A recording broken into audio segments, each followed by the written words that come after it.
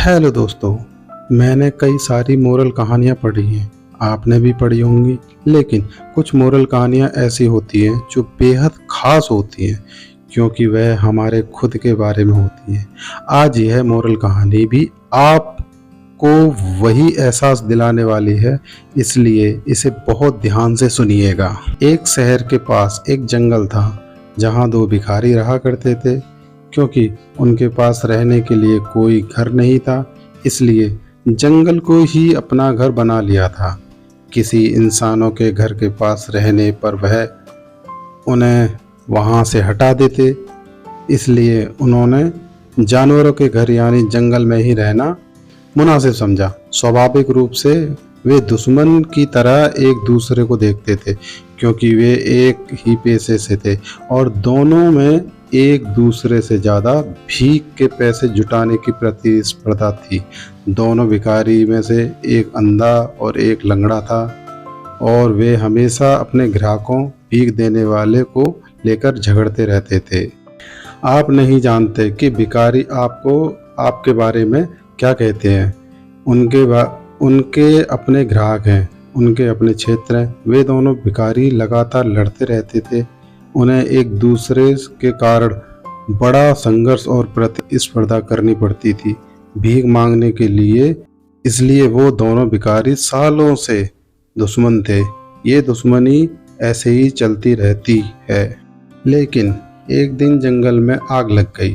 अंधा भिखारी चलने और दौड़ने में पूरी तरह सक्षम था, लेकिन यह इसके लिए खतरनाक था, कारण वह देख नहीं पा रहा था कि वह सही दिशा में जा रहा है या नहीं।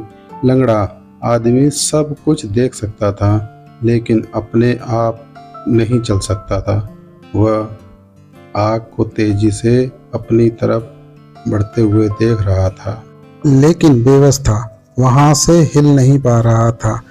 आग इतनी तेजी से फैल रही थी और हवाएं इतनी तेजी थी, लेकिन वह देख सकता था कि अभी भी बाहर निकलने की संभावना थी। कुछ स्थान ऐसे थे जहां आग अभी तक नहीं पहुंची थी, लेकिन जल्द ही आग वहां पहुंच सकती थी। जल्द ही वे हर तरह से आग से घिर जाएंगे। वे दोनों अपना सारा विरोध, प्रतिस्पर्धा भूल गए। यह लड़ने का समय नहीं था, यह एक होने का समय था। और उस अंधे ने लंगड़े को अपने कंधे पर उठा लिया और वे एक शरीर की तरह काम करने लगे। उनकी आंखें थीं और उनके दोनों पैर थे। लंगड़ा आदमी देख सकता था और निर्देशित कर सकता था कि उन्हें कहाँ भागना है, तेज या धीमे, और किन दिशाओं से बचना है। अंधे में लंगड़े को कंधे पर उठाकर दौड़ने का सामर्थ्य था। वे बिना घायल हुए जंगल से बाहर आ गए। यह प्राचीन कहानी आपके दिल और दिमाग के बारे में है। आपका दिल देख सकता है लेकिन कह नहीं सकता।